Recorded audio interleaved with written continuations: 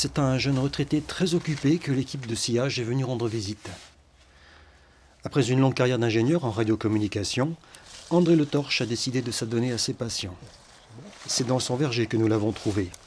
Il s'intéresse aux arbres fruitiers et particulièrement aux variétés de pommes locales. Je quand même d'avoir un pommier qui s'appelle Rainette de Concarneau dans mon verger. Mais ce n'est pas pour ce motif que nous sommes venus lui rendre visite. Germaine de Brasphare. André est un amoureux de la culture bretonne. Mais qui était vraison, mais Germaine de Brasphare.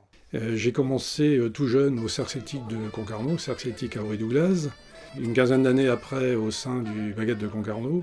Sur le cercle, j'ai été président une dizaine d'années et le Bagat pendant une quinzaine. J'ai eu la chance de naître dans un environnement qui était quasi totalement bretonnant. Mes parents parlaient breton entre eux, à table, tout le monde parlait breton, sauf avec les enfants qu'on était. Il y a eu un fossé qui s'est créé, là, surtout après certains problèmes qu'il y a pu avoir à la guerre.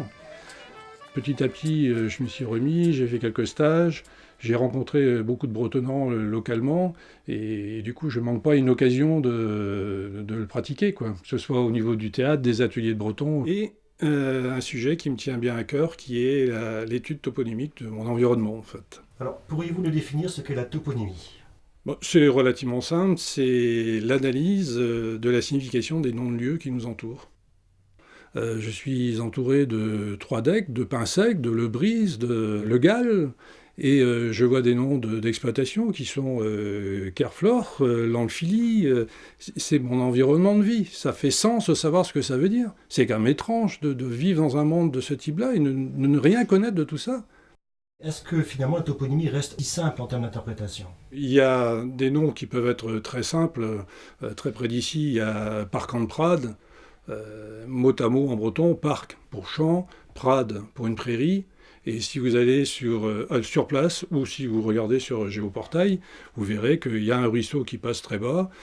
L'endroit Parc-en-Prade, entre Parc-en-Prade et le ruisseau, il y a bien la prairie. Donc c'est très simple et c'est quasi immuable. Par contre, il y a des noms qui sont bien plus compliqués, qui ont beaucoup évolué dans le temps, qui datent de 500, 600 ans.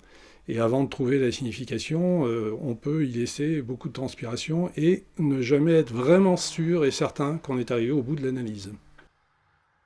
On arrive à 3 conclusions pour l'Enduron, soit celle de Louis-Pierre Lemaître qui est de dire la lande qui attire l'orage, soit celle de Pourin au Locu qui y voit la lande près de la Fondrière, et en troisième, celui de Albert Dehaye, qui lui y voit l'Ermitage, le lieu sacré de Saint-Guron.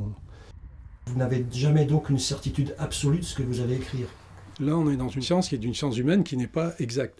On ne sera jamais certain d'avoir trouvé l'origine de quelque chose. On emploie régulièrement le conditionnel, on est prudent. C'est un trésor, en fait. Ce sont des noms qui ont traversé des siècles et des siècles, qui ont plus de 500 ans pour certains d'entre eux.